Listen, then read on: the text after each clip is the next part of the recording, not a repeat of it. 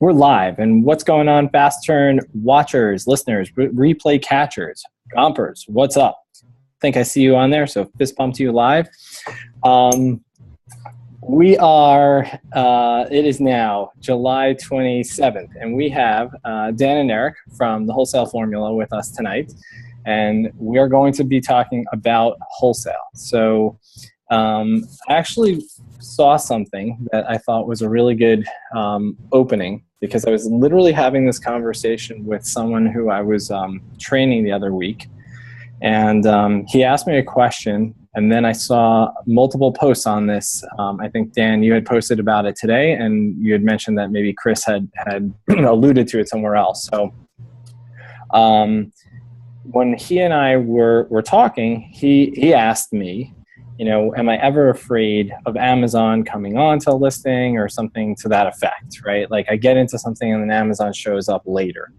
And I went to Amazon, when was it? October 2014. I went to Amazon headquarters. And this topic came up then. And when we were talking with management, they had very interesting things to say about it. They basically, you know, kind of gave very similar answers to what you had posted today. So I want to touch on some of that, and it's going to lead right into the core of wholesale. So the question is like, if you go deep on something, specifically in wholesale, right, you get into the wholesale game, and we're going to talk about best ways and things like that in terms of some people who are in wholesale or want to get bigger in wholesale or not there at all. And next thing you know, you're kind of, you know, minding your own business, you're doing your high velocity or even just steady velocity, and all of a sudden Amazon shows up and, you know, undercuts you by whatever. The person asked me basically, well, are they mining your data to decide what they should sell? And I told him that it didn't really make sense from a capital perspective, because they're going to make 15% on my sale, and they have no capital at risk. They don't have to buy the inventory. They don't have to tie anything up. And, you know, they don't get into it because they see I'm turning through thousands of units of something. They get into it because the company is a customer experience and data management company. They have all the data in the world, and all they care about is someone coming back to the site and having the experience. So when we went to headquarters, one of the things they said is that they want to see consistency. That if I keep stocking out, I haven't proven that the customer experience is going to be there. So, you know, we had this long discussion that kind of tied into, well, how do I make sure that the customer experience is there, right? So when you look at a product, so I think the best thing to kind of do is like, you actually gave a phenomenal answer that I want you to kind of, you know, reiterate and kind of maybe even take an elaboration on. When people come to you and say, hey, I don't want to get into wholesale because I'm afraid that if I buy a month or 2 month or 3 month supply of something, which is going to be potentially thousands of units, why isn't Amazon going to show up? Like, what prevents them, or why shouldn't I be afraid of that? I mean, our experience is, I can give it from our experience too. We've carried hundreds and hundreds of products over the past 2 years, all wholesale, and all of our wholesale model is replenishment based. Like, we're not going inordinately deep on product. We're not, closeouts. We're not doing any of those things. So it is prime. You know, realistically, it's prime product for Amazon to carry, because we target high velocity stuff. We target products that you know, sell a lot on the platform. And we've had this happen 4 times. Like, it's happened 4 times where they've come onto the product. And one of those times, the manufacturer actually booted them off like 2 weeks ago and gave the product back to us. So it technically, I guess it's happened 3 times, but realistically, and I think that has a lot to do with our model, because we are competitive. Like, we're not pie in the sky pricing. We really do focus on getting our products, getting them in, and realizing our margin quickly, and then rinse and repeat the process. Right? It's we're not aggressive. We're not driving the price to the bottom, but we're making it. It is very, our products are very competitive by nature, because they have to be. They're high volume products. They're the products where customers expect a price. Like there's a price expectation for our products. It's not, we're not selling, we are selling commodities. We're not selling the treasures or whatever. Okay. So, I guess more to the point, I think that whenever you do that, whenever you're able to consistently keep stock, like that's one of the misconceptions is, when Amazon comes in, you see that happen and people get really frustrated with the concept, right? That, my price was fair. Well, it's not about just being fair. It's about being the best. Like Amazon prides herself on giving the best possible customer experience. So if you're fair, you may not be the best. And the comparison point's not only, I was priced competitively on Amazon. Like they're looking at a bevy of websites. They're looking at every competitor in the world to get their pricing. Right. No, so that makes a lot of sense. So I'm actually now going to hit the rewind button because I jumped right into something that was on the top of my mind. But for the benefit of everyone who knows you kind of or knows you not at all or what have you, why don't we kind of rewind back into how many years you've been doing this? I know you've been on Dwayne's show in the past and you've kind of given some background, but I feel like, I was thinking about one of the things that when people get into wholesale or they want to grow in wholesale or they want to explore it, they're worried about capital, right? They're worried about how they're going to be able to make such large purchases. So, if you guys could kind of talk a little bit about, you don't have to give me the step-by-step, we've been doing this and this and this, but, how did you get into it in the sense that you transitioned out of retail ARB or OA and said, hey, we're going to do this. And how did you kind of systematically think about that we're going to be able to build a wholesale business so that, capital wasn't oh my God, we can't do this because we have no money? No, well, we started obviously with RA, as you mentioned, retail arbitrage with about $600 between us. And over 2.5 years, we grew to where capital was no longer a restriction. Early capital was a restriction for us. We had plenty of time. Therefore, retail arbitrage makes sense. When you have low capital and time as your the expense that you can spare, then it's fine to go out and buy it. But then we got to the point where we couldn't, in the week, we could not source enough to continually leverage our capital. So we were not getting return on that unused capital. And we were still trying to, at this point, we wanted to develop a system to make an actual business. We wanted to come off the road. We wanted our products to come to us. We wanted to systemize processes so that we could outsource them and then scale. Of course, that's all well and good in theory. In practice, we started, we just dove in, so to speak. That's what we wanted to happen. We didn't know that they were going to be feasible. So the wholesale experience was really supposed to just supplement our RA, bring us off the road some. We didn't know how big we could make it. We knew that that's where we would like to be. So, we started off with an investment of about $5,000, looking to spend about $5,000 our first month in wholesale. And I don't know if we'll get into it here or not, but we had problems acquiring accounts. We just thought it just took money to get in wholesale. We thought we had a pile of cash, therefore we could buy products and we'd be up and running. Well, at the end of the first month, we'd spent about $2,000 of the $5,000 was all we could manage to spend on profitable products. Because we'd just ring them up and say, hey, we got some money here. How about let us buy your products? And they weren't really very receptive to that.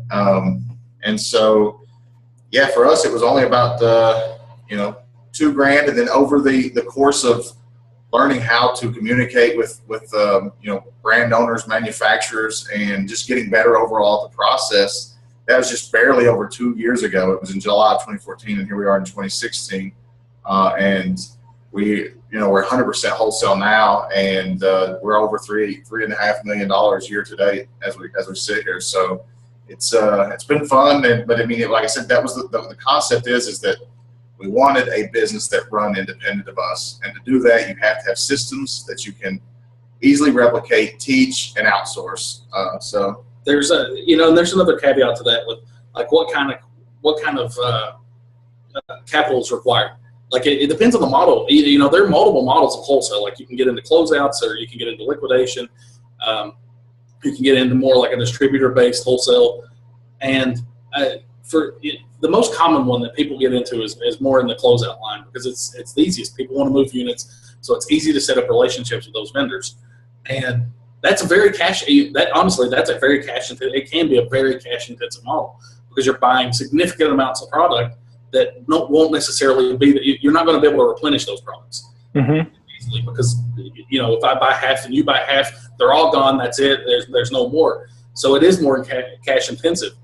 But the model that we utilize, and I feel like it's definitely easier for lower budget sellers to get into, is we're completely replenishment based. All of our products are, we try to generally order about 30-day supply, and sometimes we may go deeper for any number of reasons, but the vast majority of our products are just carried with a 30-day window before we're restocking. And that lends itself, and the top products that we target, I think if you're targeting slower moving product, it gets more expensive too, because you're sinking more money into products without seeing that return quickly. Products that we target are high velocity, and we see that return, and we're able to reinvest really, really quickly, and we're able to move out of products that don't work for us really quickly. And our current days of turn on our inventory is about 45 days, isn't it? Yeah. I mean, across our entire inventory. Right. Okay. So, you mentioned that there's different models within wholesale.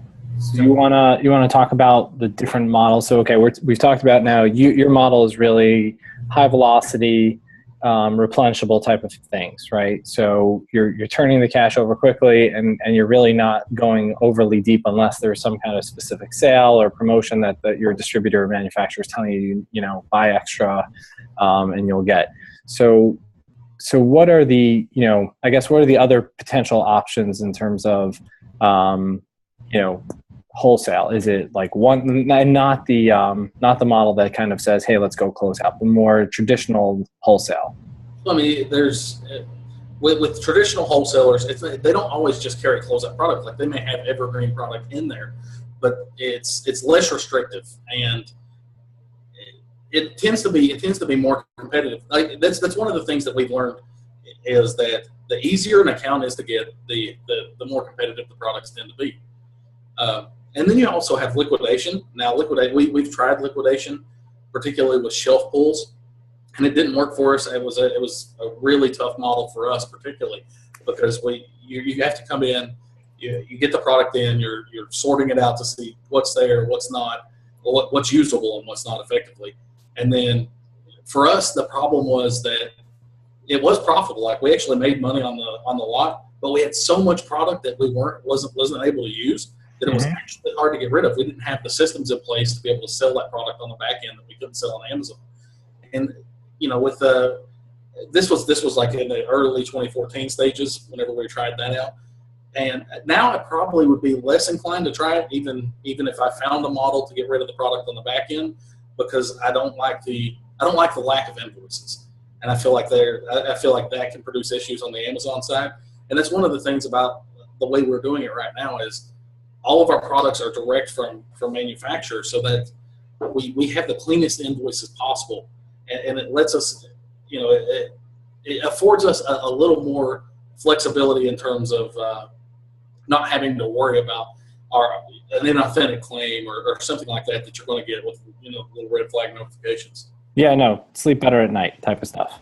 Right. Yeah, and I'll tell you also the thing that we did early on that never really worked out. But I do know that people can and have made money off of them. But we were terrible at trade shows. I mean, we went to trade shows looking for wholesale contracts and distributors and such, and just have never done well with those. And so that's another part that, like, generally speaking, that people say, yeah, I want to get some wholesale products. Well, you need to go to ASD or to a trade show or something like that. And so that's what we did. We certainly couldn't figure it out, but I know people can. So that's another reason that our model and the way that we do it's different than the traditional means. Right. It fits us. I mean, I think that has to do a lot with personality and how we like to research products. But I honestly, for us, like, if you told me and Eric we had to go to ASD, I couldn't think of a worse way we could spend our money based on our previous experience. Like, we went last year to like, there was a dinner there with some of the people we knew, and we went in the show for 20 minutes and then just went to the dinner and didn't go back. Like, we stayed out, hung out at the casinos, and had some fun. Right. So I think that's actually really important for people who, whoever is listening, whether it's live or on the replay. I think that everyone tells, a lot of people who either are in wholesale or kind of know a little bit about wholesale, or maybe they know a lot about wholesale. They tell everybody, you got to go to the trade shows. And that may work for some people.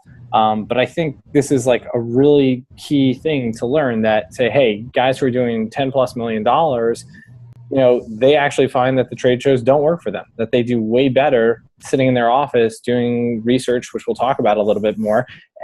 And they've built their business not going to trade shows. So I think that that's, a great selling point, just from the standpoint of people who are either can't afford to get to the trade show, are time constrained to get to the trade show, or are honestly like, it doesn't fit their personality, right? It's either like petrifying to them, or things like that. So I think that's key. I think that's really, really good to know. I think that should give a lot of people a lot of comfort.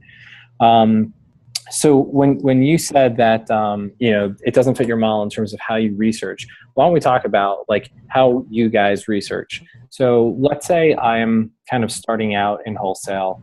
Maybe I have something, but I think another point you made was, the easier the account is to open, the more competitive it is. And typically, like, the easier it open then becomes almost to the point where it's not even profitable. And, I would use Big Mouth as an example, just because they've been in the news now twice, right? Last summer, they went and kicked all the Amazon sellers off. And then this summer, they went and basically required pre-approval, because being someone who used to have an account with them, I should say I still have one, but I don't sell their stuff on Amazon anymore. When they sent out that letter, I had a call with them and we talked about it. And basically it was a combination of, they were getting a ton of pressure from the brick and mortars that, hey, we support your business, but we can't sell any of the following items because on Amazon it's X dollars or X% cheaper. And so just to control it, they either became the FBA seller, Big Mouth themselves, because Amazon wasn't playing with MAP, and they were continuously breaking MAP as a seller. And then the 3P sellers were just kind of unsure what to do and wanted to unload product. So it's interesting, because I feel like that was an account that was easily accessible, right? It had a flood of sellers, whether it was profitable or not. There was just easy access to it. So let's kind of like move past the easy access, right? The ones that everybody finds. Like, how do you go through your research? Like, what's step one, right? Like, I want to think about getting a new wholesale, whether it's in a segment I'm already selling or not. A lot of people say, oh, I see, I bought this new detox water, and I look at the back and I say, oh, go to Detox Water. I call them up. Like, I assure you that's not how you guys have built your business. That you weren't just like, hey, let me, do that. But what are the best, first steps if someone wants to kind of get into that? Well, I'll go back to the Big Mouth Toys example first. Sure. We actually had an account with Big Mouth Toys too, and that's the kind of account, like, you definitely can have success on those products. I'm sure you've had awesome success on some of them, and then you just get destroyed on. Yep. And that's what easy access does. When everybody can pile in like that, that's where it's not that the products are bad or there's something wrong with them. It's just that they change so quickly. Like, it goes from great to in the toilet in an instant. The volatility of a product like that is it mirrors RA much more than the wholesale model. The wholesale model that we have, the products that we select and carry, are very static. They have a general price. They don't deviate very much from it. When you have an account like he was speaking of, the volatility is much higher, and then because what will happen too is everybody will get their shipment at the same time. Oftentimes, get it in, it's all on Amazon, and then this guy needs to pay his PO, and this guy needs to pay his, and it becomes a race to the bottom, and prices start deteriorating, which resembles RA much more than the products that we carry and target with our wholesale model. Like, I remember one of the products we did really well with was the Fanny Bank one time. Little, looks like a butt. You put coins down. It's like a piggy bank. Piggy bank, yeah. And we did really, really well with it once, because a lot of people ran out, and we were the last ones there. We were just able to sell a ton at a great price. But the problem is, and we actually stopped ordering from them long before they went on their initial crackdown with sellers. Like, we got the same email, because I guess it just goes out to their entire list. I think if you had an account at any point in time, you got and even like this one from Amazon and the pre-approval, like, you may not have sold something for the last 12 months, but you probably got the email. Right, but we had stopped ordering from them months because it felt more like gambling. So more to the point where Eric was talking about is the kind of research we're doing is first We want to see consistent sales on the product. Like that's what we care about the most is consistent sales. Then we want to see. So I'm just going to interrupt you there for a second. Consistent sales translate rate rank consistently? Right. Okay. Like volume.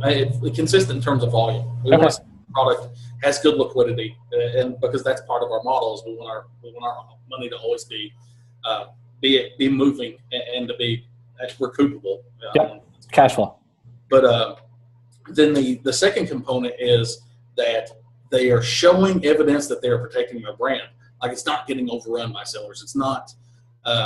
It's not. There's not a bunch of rogue sellers that are all over the map in pricing, and the price. Like if you look at the keeper graph, it's not bouncing around. Like our goal is to see 6 to 8 months of consistency on the keeper graph. Like that's like the ideal product is, it's been selling for $25 for 6 to 8 months. Like that one really gets us excited, and it's selling well, and that shows that they're not just letting anybody carry the product. So you want some sort of barrier to entry, right? Okay. Ideally, I want them to tell me no. To be quite honest with you, I want them whenever I call them to say I don't want to sell product to you, because that's the same. That's the routine answer that they're giving to everybody. And I realize that 99% of people are turning away and are not continuing, or they don't have the capability to get that account. Like there's a level of skill it takes to get the account whenever they say no. So I think that actually ties really well to Brandon asked a question, and he wants to know basically like what was the value proposition that you made to these guys when you began in wholesale, right? Like so you're talking about the people that say no. How do you give them perceived value to you as an Amazon seller, saying, hey, this is what we're going to bring to it, or here's the value that we have, that someone would say, turn their no into a yes, or turn their, I don't know, into a yes. Right. Well, more to the point, it is definitely changed now. Like we're significantly more effective, and we have a lot more to offer now. But it's because, back to the post I made, like you always have to be evolving. Like you always have to be trying to be better than you were before. So at first it was really hard because there wasn't a whole lot of value that we could add. Like we were kind of tied to what we could do, and we unfortunately, we didn't know a lot. We could alter a listing. We could.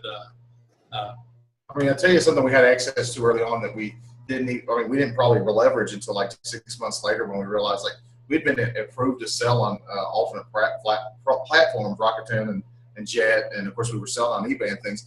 It took us 4 to 5 months to even think about even mentioning other sales channels. That obviously, our primary outlet is Amazon, but we can get you, onto these other platforms that we are authorized to sell on, and that's just something simple that took us a while to put together.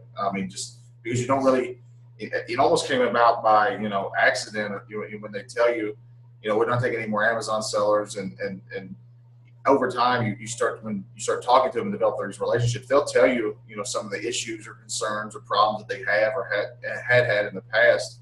And then, because at the end of the day, just adding another seller doesn't do anything but increase risk.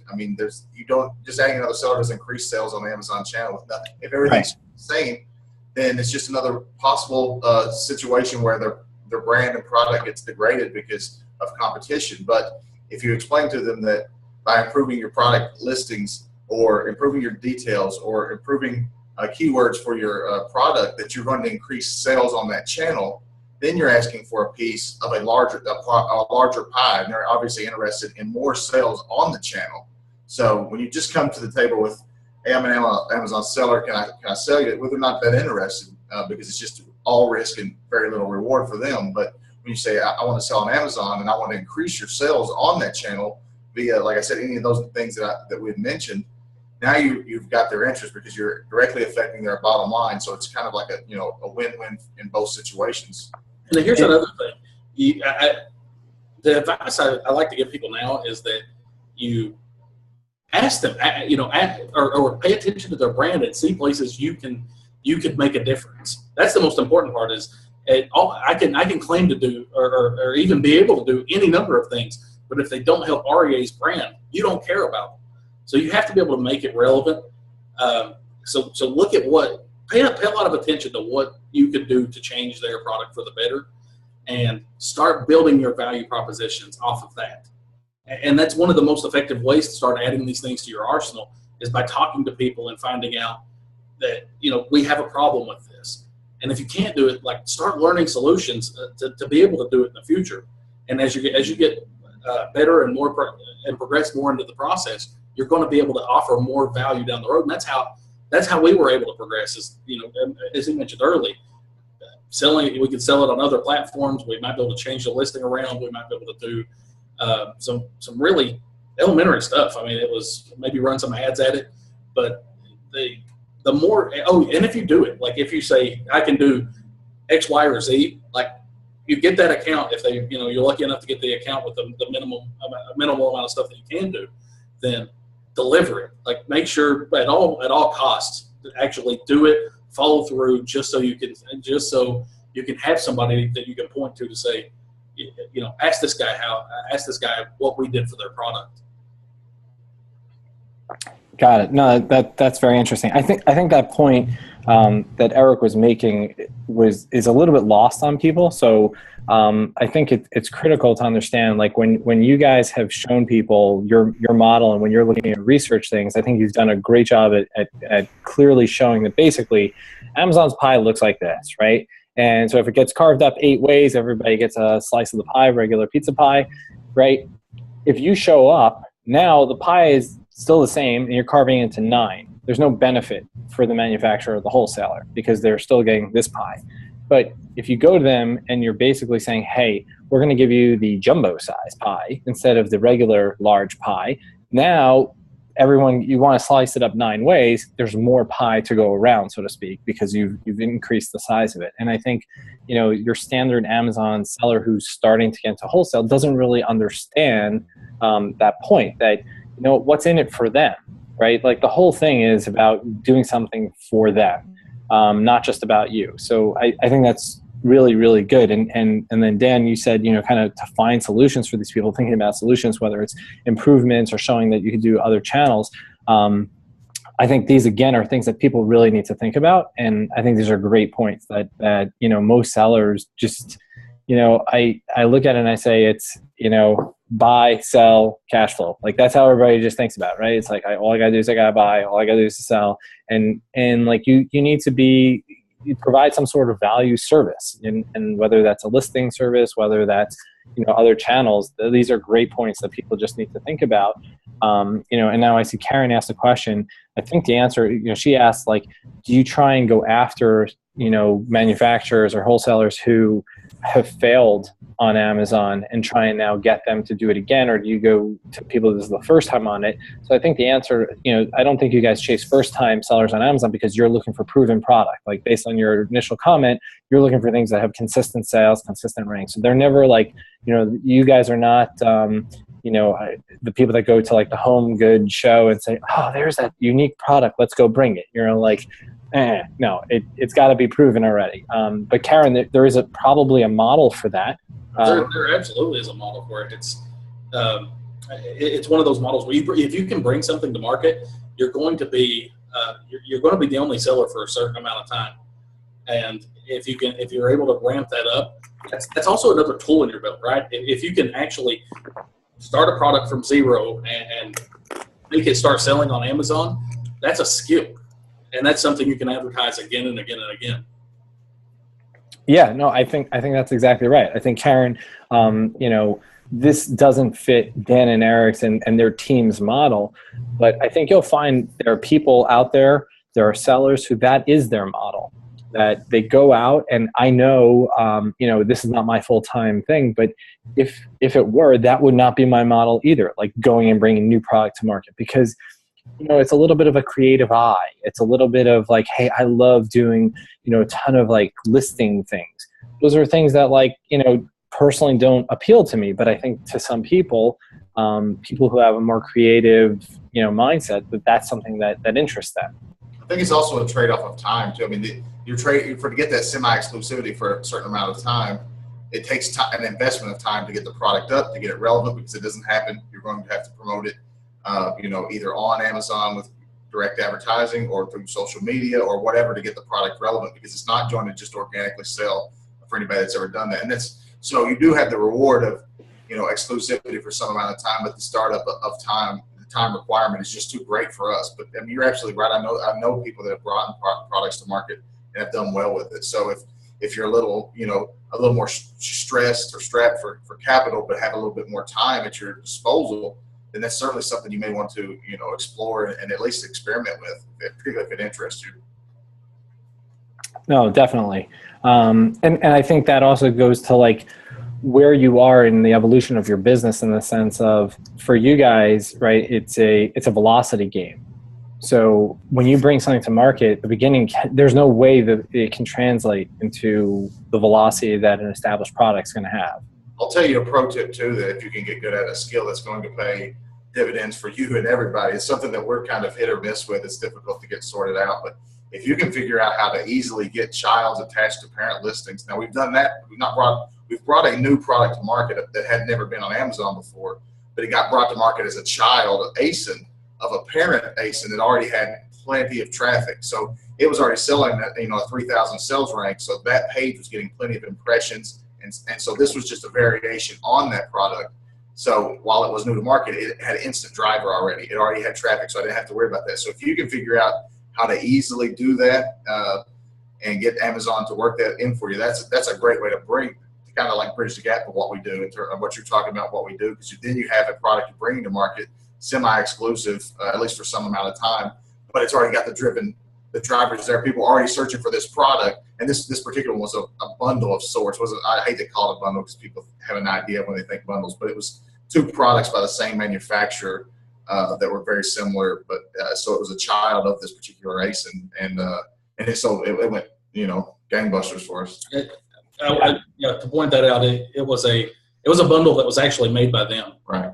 And they wanted it on Amazon. And whenever they actually came to us, they came to us because we had been really helpful with their other stuff, and approached us about it. And we're like, hey, you guys can sell this exclusively. Me and Eric actually was going to turn it down because we had no idea how to do the parent-child listing. So we told them, it's like, hey, man, I honestly couldn't tell you how to do this. I have no idea. So they set it up for us and then sold us the product.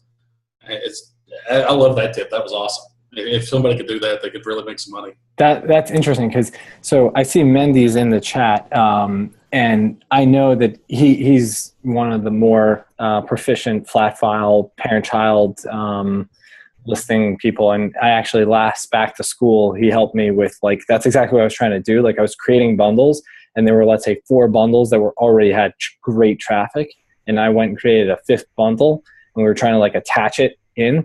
And it's interesting is that it's definitely a skill, because every category seems to have like its own like rules as to how to do this. Like, the back to school category wasn't working the same way as, let's say, a shoe was working, or the same way as a health and personal care when you attach children to the parent child. So it's definitely, again, like, these are things that you may not be good at getting accounts in general, but if you have this skill, that maybe that's like a skill you just market as a skill. Like, hey, let me work with you, and I'll work on these. It's almost like you guys go hire someone who's like very proficient in this, right? So, and it's now something you can market that you have. Right. That's what I'm saying. You can tell them that you can bring a product to market super fast, bring it up to speed, and explain how Amazon, what sales rank means, and how people are already going to be looking at this page, so their advertising budget investment is going to be minimal. The time to bring it up to speed, so to speak, is going to be minimal. So yeah, if you can do that, I can tell you firsthand, it's lucrative. Yeah, so it's interesting. So Karen says Seller Central leads you through it. I have a feeling like it probably depends on who you get at Seller Central, or if you have the time to like. I never call them, I never talk to them on the phone, but like if you have that amount of time, then yeah. So she says you need a product category specialist, which I know Mendy has told me in the past, like certain things get done by them. But it's funny because last week I had Andy on, and he made a very similar point. So I want to kind of reiterate and drive it home. And that was, he was saying he brought a new product to market. So we were talking private label, not wholesale, obviously. But he said there was a really good selling product that he got. And what they did is he was noticing, one of the things he does is he looks through the reviews, right? And he looks for the deficiency in a product. And one of the things, the deficiency in this product was that everyone says, I wish it also had this accessory, basically. And he went and got the product made with the accessory. And the manufacturer of this other product does not sell the accessory. Like, other people sell the accessory, but the manufacturer of the core product doesn't sell the accessory. So he went and made the two together. And when he created the listing, he created the product with the accessory, and then the product with two accessories. And he's selling the heck out of the one with the accessory. And he's like done really, really well with no ads, no giveaways, all these things, because it's clear that was the core product. The original problem was people wanted this accessory, and now he's marketing it with it. So it's a very similar concept of what you're saying. Like, hey, this is something where, the wholesaler you're dealing with wanted them together. I don't know that like someone who manufactures peanut butter wants you to put it with jelly or with chocolate per se, chocolate spread, but conceptually, like something of that nature, that you are basically taking two of their products and putting them together. Yeah, that's brilliant. That's great. So now you said that like some of the people, in the beginning they were saying no or things like that. So what are some of the ways like you kind of hurdle that? Not now, right? Like now you're very advanced, right? Like you guys have lots of different strategies. I think you've talked about having a website and having all kinds of things, but like someone who's starting out, right? What would you say like the most important thing to do if they wanted to kind of get into it? Would it be to build a website? Would it be to have one core, solution for people? Like what would, people who are like, hey, I'm getting too many no's, what would your advice to solution to be, to hurdle that problem be? I mean, I think a website is very an easy way. So, I mean, if that's a problem, that's something you can get outsourced and done for less than $200 for sure. I mean, another small thing that you can do is make sure you have a domained email. I mean, don't be sending these businesses solicitations or talking to them from your Gmail. Like, I mean, this stuff, these are professional businesses, manufacturers. They want to be taken serious, and you have to take yourself serious for that to happen. So, I mean, those are two very fundamental things that present yourself as a professional in the field, rather than just, somebody who just, opened up a Gmail account and is asking to sell their product. I mean, they've had, obviously poor experiences in all likelihood in the past with, online sellers. I mean, that's the reason they say no. Nobody really starts out saying no more Amazon sellers. I mean, there is some reasoning behind that, and it's because of, these fly-by-night sellers that just didn't care anything about the product, just selling through, and as long as it's profitable. So those are two I think those are very easy ways to bring your credentials up. I can tell you why we actually started using a website. Initially, we didn't, because the core component for us was to try to tell people why we were different. Right? It's like, this makes me different than this other Amazon seller, and that was our major mission. Is we understood that we were willing to try harder. Like we couldn't necessarily do that much, but we were willing to give it every ounce of effort we could to be a positive force for their business. But the problem is when we were sending these, like trying to convince them, these emails were just gigantic walls of text. And Eric always thought that's one of his pet peeves. Is like sometimes whenever we're emailing each other about strategy or something like that, like he'll always make fun of me for the wall of text email. He's like, you're the world's worst for it. But that's what it was. It was, we were sending these gigantic emails, and it never felt like our message was getting across. Right. It's like, you can only read so much of that stuff before you're like, oh, whatever, buddy. So that's why we went to the website model, is because it really cleaned up our message. Like we could say less in the email and send them to something to where it was broken up by graphics, and it really highlighted what we wanted to say without having to type all the words. I mean, and ultimately it really did. It changed the game for us. Like we started getting approval at a higher rate, and it wasn't because we had necessarily changed what we were saying. We were just saying it in a more effective manner. The presentation changed. I mean, the appearance, the appeal. I mean, you're directing them to a website, so they inherently, whether they realize or not, they know that you've established a website. You've taken time to build it or pay someone to build it. So I mean, these things are, you've putting forth effort. So it provides and presents itself as somebody who's willing to, to work and be, do the things that you say and be professional with their brand and the way that you conduct business. Yeah, no, I hear that. I mean, I think that all of these messages resonate in the sense that, people, one of the things I remember, one of the first trade shows I was at, and we were talking about me selling on Amazon, the guy said, well, and this was an interesting one. He wasn't about the price tanking. He wasn't about, map issues. His issue was, people just disappear. They reach out, they want the account, maybe they even make a purchase, and then they just disappear, right? It's not like Walmart just disappears. When they're selling their product into Walmart, they don't have to worry that, oh, this guy, Walmart ran out of money, that they no longer are buying from me because they don't have money, or Walmart just doesn't return my emails or respond to my calls or what have you.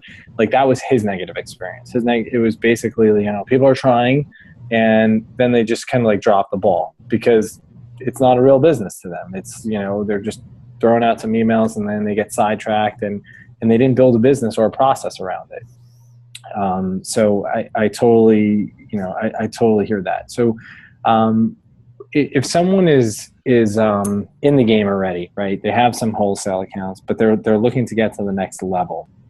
Do you think it's a money thing, a time thing? Like, what do you think, like, people who are really trying to like exponentially grow their wholesale, like, what do you think the things that would get them to that next level, so to speak?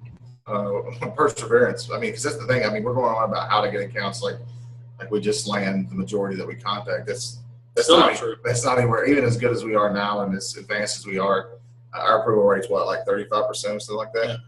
So I mean, we still get told no more than we do yes. So it's perseverance, and that's the reason for that is, and what you have to understand and know that you're working toward is, once you've developed, an account, you order multiple SKUs, then you're reordering next month. So as you continue to grow, those compound each other, and that's why the growth is so steady and so well for us, is because our retention rate on SKUs is over 90%. So we're reordering over 90% of our SKUs every month, plus any that we add throughout the month. So that's what allows steady, consistent growth for us. And like the RA models and some of the other models, closeout models, you don't know where your next purchase is. I know exactly that that the product A sold exactly as I expected and forecast for this month, and I'm reordering it next month, and then I'm adding products B and C as well. So now I'm A, B, and C in month 2, and then I've added 3 more in month 2. Now I'm reordering A, B, C, D, E, F. Now I may have lost one during this month, but then I'm adding 3 more. So it compounds on top of itself to the point that's the payoff. When you hear these no's and you get just not just to brush it off and move on, and because that when you finally do get the yes, that is a return, in perpetuity almost. I mean, 90% of the time that's a perpetuity return for you. So that's really what it takes for the breakthrough and to make a difference. It's going to be the people that don't take the no's personally and don't give up after even a whole day or even a couple days in a row where it's all no's, no thank you, sorry, no. But because when you get that yes, that's something you build on. It's a foundation that you continue to build on. So you made an interesting point that so when you are looking for product, right? You had opened with high velocity, stable product. Is that another prerequisite in the sense that it needs to have it needs to have more than, let's say, 5 products in their brand, right? So obviously if you go to Procter & Gamble, right, they've got brands upon brands upon brands. But if we're talking about more niche-y or less stream brands, because most of those Amazon is truly going to cover, right? Like Bounty never is going to not be sold by Amazon. Right. When you're looking, is there like, oh, you know what, they only carry like 3 lines, we need to have a certain number of product, otherwise this won't be an infinite return for our investment? I mean, at some point it might become that for us, but as of right now, we analyze on a product-to-product basis, because effectively what he mentioned, the products continue to stack on top of themselves for us. Yep. So our income is very predictable. like if we didn't add any new products this next month, like if we just chose to stop adding them, he could pretty much gauge what we're going to spend, and then get a really, really close dialed in number for what our return is going to be. Right. That's one of the things that's one of the advantages of looking at it on the product to product basis.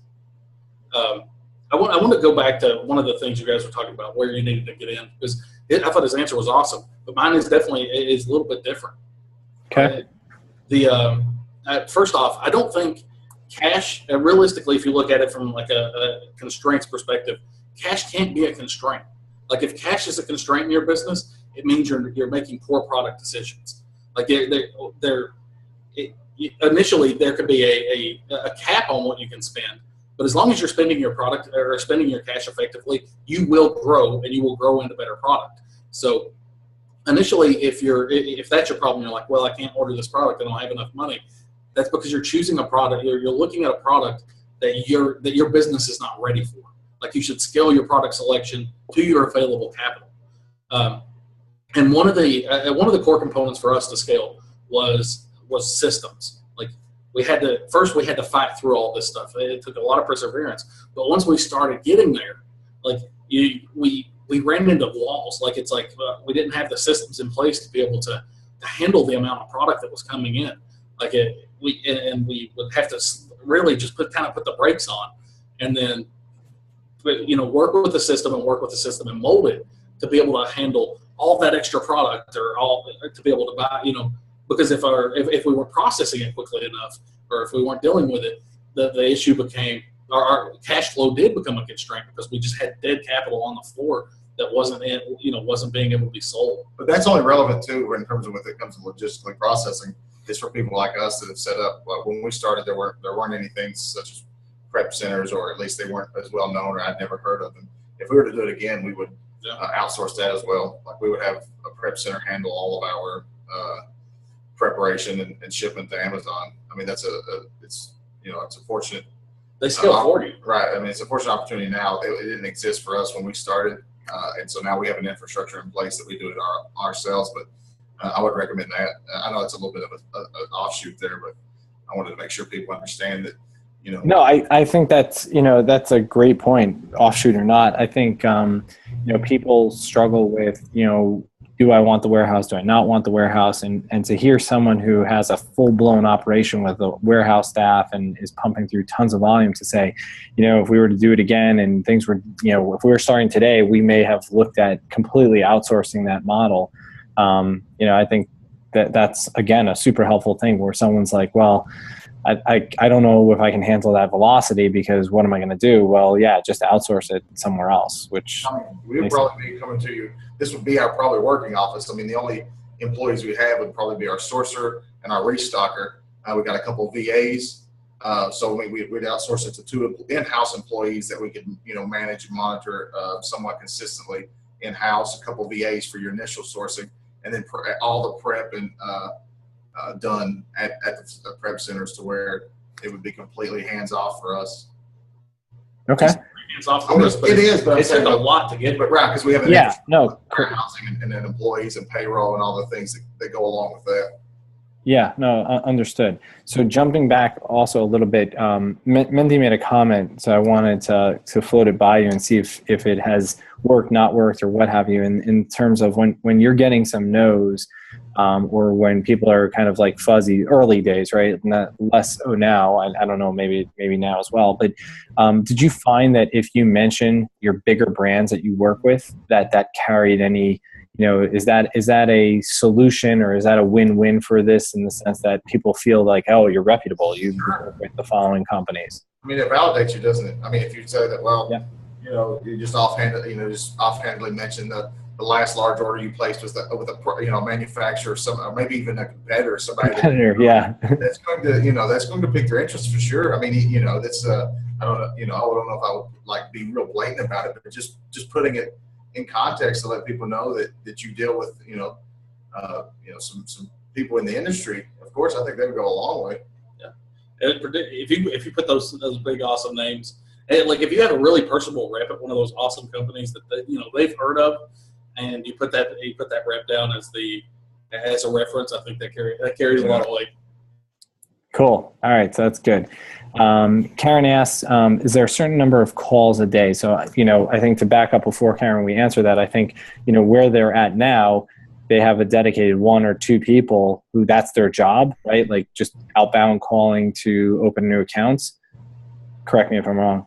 No, I mean, that's pretty much what Matt does, but we don't say like, hey man, you have to get in 10 phone calls today. It's not like that. Our goal is to, we want him to be effective on the phone call. We care more about his effectiveness and how well he tells our company message to open that initial relationship. So we care less about volume, more about quality. Right. And that's one of the things that's one of the few duties we actually have left at our business is we do a lot, we coach a lot. So like I'll listen to him on the phone, Eric will listen to him, and then we'll make fun of him and joke around with him. But then we start talking about, the things we would do differently. And then, like the other day, it was really funny because I saw an email communication, and it was like an emotional response where he just sent more of something really quick, didn't think about it. And I was like, that was awful. Like, that was awful. And then I rewrote the email as I would have sent it, but like it was done right there. Like it's not about chastising him or coming down on him. It's about, every time that happens, it's about learning from it. And it was like that in the early days from us. Like we would criticize each other. Like if Eric would hear me say something really dumb on the phone to a manufacturer where, he realized I just punted it 50 yards. He would bring it up to me, and that's what makes you better, is being able to know that you're not, know that you are making mistakes. It's not luck. Like that's the thing. It's not luck when you get into just particularly scaling your business. It takes a lot of really fine detail stuff, like focusing on the fine details to be able. That's the difference between, say, where we're at right now and a $25 or $30 million seller, is that they are much better at the fine details than we are at this point. Okay. So let's focus on this a little bit, right? Like I don't have an employee doing this for me, so I'm going to be doing this myself or what have you. I'm using me as an example, but anyone. So when Matt started, did he have any experience in this? Like prior job was? He ran a cash register at Walgreens. Okay. Right. So that's more of like the point to drive home, right? Zero experience. He was probably reasonably okay with talking to people because. No, he's a very shy person. Yeah, he's very introverted. Even better. So a total introvert. Did you and when you guys started, so even before you had him, did you, after kind of you went through the process, did you start like writing scripts for him, or did you just? No, that's one of the things, and we say, so we've said this in our group before, that it's we feel like that writing scripts is the fastest way to kill your success, because you need it to be natural. It needs to come across natural. Like you don't need to, dial back into your script every time they ask you a question. And if they, with the accounts that we're trying to get, they're going to ask you a variety of questions, and it's really hard to plan for. Well, hang on, let me look at my paper. Like, it's not a possibility. Like, we want it to come across naturally. So that's the way we always coached him. Is like we're coaching him about his responses on the fly, which are very difficult. I remember the funniest thing that happened. This one was awesome. Because we do distribute to a couple of small local retailers, like that, where we buy large amounts of product, and they sell. We sell to a toy store. We sell to a couple other stores locally. And he was on the phone with a manufacturer, and he was talking about, we do distribute, we don't have a brick and mortar, but we are distributing to these local stores, or we distribute to several local stores. And they were like, oh yeah, who? And he lost it in his brain. He couldn't think of it. And he was like, Mr. Gaddy's. Like, that was the first thing that popped into his head. And we obviously don't distribute to Mr. Gaddy's. And he wasn't intentionally lying. It wasn't like, it was a lie. It was just literally, he was so dead to rights and blank that was the only thing he could think of. And he stuck it out, and we actually ended up getting the account. And I mean, for anybody who doesn't know, it's like a Chuck E. Cheese, like a a place where kids can play and they get carnival games with trade their tickets or whatever. So like he tells them that we distribute our toys places. Like So- where people go with the the tokens and the tickets, right? Afterwards, we were talking to him. And, well, first we made fun of him so much, like we were just laughing. It's probably like the running joke 5 years later or 2 years. Yeah, later. like even now we'll ask him. This was 2 years. This is over 2 years ago, or right at 2 years ago.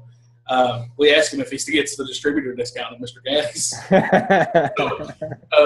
But even after that, we coached him on if there's something wrong, like if there's something where you do freeze up, just take a breath. Like it's not life or death. Like that's the thing is you get in these situations and it's high pressure, right? Like he was trying to perform for us because we're standing there, and it was like one of his real early calls. Maybe is like in the top first 5 or 10 calls, and he was really trying to do a good job, and he put so much pressure on himself that he couldn't have that natural conversation. Right. And so that was the coaching right there. It was focus on just focus on what we do. Like focus on the message that you have to believe it too. Like that's another thing. You can't sell it if you don't believe it. And that was a big thing. Is we eventually got him to buy. He's bought in completely to our company model and what we do, and that's why he's so much more effective. Is he understands what we do at the very core, and he portrays it very well now because he doesn't get nervous anymore. But yeah, you're gonna whenever you make those first few phone calls, you're going to make some ridiculous mistakes. It's going to happen. You're going to sound like a bozo, but stay with it and just focus on being natural. Focus on being you don't want to be scripted. You don't want to come across like a robot. Yeah, no, it's funny because I think of every time someone says, "Oh, do you have a script for that or whatever?" Not that there's anything wrong with it. I just always associate with like network marketing. Well, And there's always a script for that, and because there's only so many questions. But you're right. Like here, this guy asked who you distribute to, but it could have been a million other questions. Like, well, how many of the following flavors do you sell a month? And then the next guy doesn't care how many you sell. He wants to know. I don't even know what he wants to know. Like it could be a variety of questions. You're right. There's no FAQ that you can kind of cover everything. So I think that's great. So there was something that someone had said earlier, and I kind of I was curious. If you get a no, right, is there like a recycle period that you go and you call them back? Oh, well, first off, let's say that's the first no they've given us. Yeah. Like that immediately, they get asked again immediately. So if they tell us On no, that call, you're saying immediately, literally on that call. well, hang on. Like let's say they tell us no, because most of our initial contacts handled through email. So if they tell us no in the email, they're generally going to get a call in probably the next within the next 2 business days, depending where it falls on Matt's schedule. And we're going to talk to them more to be more clear about what we do and the value that we do bring to their or can bring to the channel in respect to their product. But yes, if they turn us down, one of the things is we're always curious as to why, because we've made a lot of effort into trying to be the ideal partner for a lot of companies. Like we've really molded ourselves to be very, very good at helping them solve problems. So whenever they turn us down, like we're always curious as to why, and it's that effectively gets filed into a bank to where we try to address those questions later, and then yes, we'll reapply whenever we feel like we're a better seller. Got it. So let me ask you, even today with Matt being dedicated to this, does he start with an email and then graduate to a call, or is it now he just goes straight to calling? Our virtual assistants send our emails. Okay. And do they say, hey, let's set up a call, or do they just try and open it via email? Well, okay. So whenever they call, all of our stuff is tracked through Google Sheets. They color code it that they've sent that email, and then they color code it if the response accordingly. If the responses were yes, no, or otherwise, like they didn't respond. So with the no's, he'll review those and put them in queue to call based on what he feels like the priority is. That's awesome. I think, like, again, sorry to interrupt you, but like anyone who's like listening to that, just like have some kind of systematic order to the whole thing. And I think that goes to, again, like people like dropping the ball. like, it's a business. So keep track of who you've reached out to, what they've said, when you've reached out to them, that kind of thing. I mean, it sounds so logical, but I can tell you plenty of people who just like, it's random, it's ad hoc. Yeah, absolutely. Okay, sorry, I didn't mean to like disrupt the flow there. No, but I mean, that's generally how we handle it. Is whenever they tell us no, we try to take it constructively rather than them. It's not personal. It's right. And I truly believe this. Like, regardless of, I made that post earlier about you have to take responsibility. We take responsibility for those failures because we have failed. One thing has happened. We have failed to communicate their message, or to communicate our message and how awesome we are and how much we can help them, or we have failed in being able to deliver a value to their brand. Like, it just wasn't possible for us. So either way, we have failed, and our goal is to ultimately be well-rounded enough that we can always make it work. So it gets filed, and we try. We're going to come back to that later and try again. Got it. No, that's great. All right, so we're coming up on basically on an hour, so I don't want to keep you guys the whole night here. It was kind of flew by, which was awesome. Brandon does have a question here, which I don't want to get too sidetracked in, but he asks, in your program, do you bring on manufacturer reps to coach or give any pointers on what they specifically look for so that you can hear it from the other side's perspective? So feel free to answer it as briefly as you want, just because I don't want to kind of go get so sidetracked. Honestly, I've never thought of that. I mean, that's definitely something we might look at in the future. That's an awesome idea. Well, thank you, Brandon, then for the idea. But we do give a lot of tips and pointers from our experience, which at this point is we have reached out to thousands and thousands of manufacturers. Like, we have a lot of data points, and we have a really good understanding of what companies look for. But the more important thing is, it's not. I don't think there's any. While it would be awesome, and I agree, I'm definitely going to try to come up with a way to possibly do that at some point in the future. But I don't think there is similar to the scripts. I honestly don't think there's a cookie cutter solution, because every company needs something different, or their perception of what they need is different. And that's ultimately what governs their reality, right? Is their perception of what's going on. We don't sell to Amazon sellers because all Amazon sellers are price killers or what have you. And that's their perception. They're not taking the time to analyze your business. It's happened to them in the past, and that's now their reality. Right. No, I hear that. That makes a lot of sense. That's exactly right. Like, if you got one rep, it's his perception or his company's perception of the reality. While it may be helpful, but at the same time, it may not fit for all the other guys, which is really good. So don't want to kick you guys off. Don't want to rush off. I'm going to, if everyone wants to get to know them more, I mean, I think first of all, Dan and Eric, thank you for spending the time tonight. I think you guys are so transparent, and it's so refreshing in the sense of you're not like abstractly telling people. You kind of even walk people a little bit through your exact system, which is super cool. You can find them at thewholesaleformula.com. They also have a Facebook group, a free Facebook group. I think it's called the FBA Wholesale Community. Is that correct? Correct. So they're always around and super responsive. So just great guys. Are you guys actually going to be at ASD? No, we're not even going this time. No, I didn't even ask for the show part because I got the takeaway that it wasn't for the show. But a week early to that fell through. I was going out there personally for some personal, but I'm not going to be able to make it. Got it. So you'll be enjoying the heat in Kentucky instead. Yeah. Are you going to SD? I am not. I never go in August. I'll be honest with you. That could have easily changed our mind right there. Oh, if it was going to be there. Had I known. But I really, again, I appreciate it. If anyone has any kind of final questions, feel free to put them in the chat so we can kind of throw them out there. Even if we don't kind of get it in now, we can float it by them. But otherwise, go to that Facebook group, sign up. If you got a question that comes to you later tonight, you're laying down. before you go to bed, post it there. We'll get you answer the best we can. Yeah, I think everyone who has like questions about wholesale in general, that group, like there's always like a conversation for the question of the day that goes on there. There's just like a lot of great information. I think the really interesting thing that people forget about Facebook groups, we have Brittany and I have our free Facebook group, and we try and like have people remember like Facebook groups are searchable.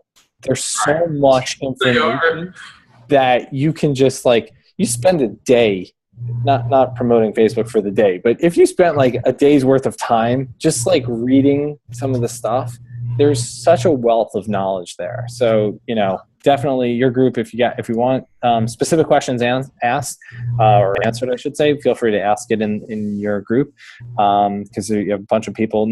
And what's great is it's not always Dan and Eric or Dylan who's giving the response. There's some people in there who are either prior students or just big wholesale people who know a ton about it as well. And again, it's different perspectives, which I think really is interesting. Like RA, OA, there's different perspectives, but it's within like a smaller kind of perspective. Whereas wholesale, first of all, categorically, the perspective could be totally different. How the manufacturer, the distributor views things in the home and goods products may be totally different than the health and personal care. So definitely, if you want more information, kind of go to the free Facebook group over there. And again, if you want to know specifically about Dan and Eric, you can go to the wholesaleformula.com. All right. I again thank you very much. And there is the replay of the call. Yeah. So the replay will be posted basically in most of the Facebook groups. It'll be in Fast Turn Radio, but it will also post it probably like in a whole bunch of other groups that you'll find, including the FBA wholesale community Facebook group. So thanks again. And thanks everyone for joining, and have a great night.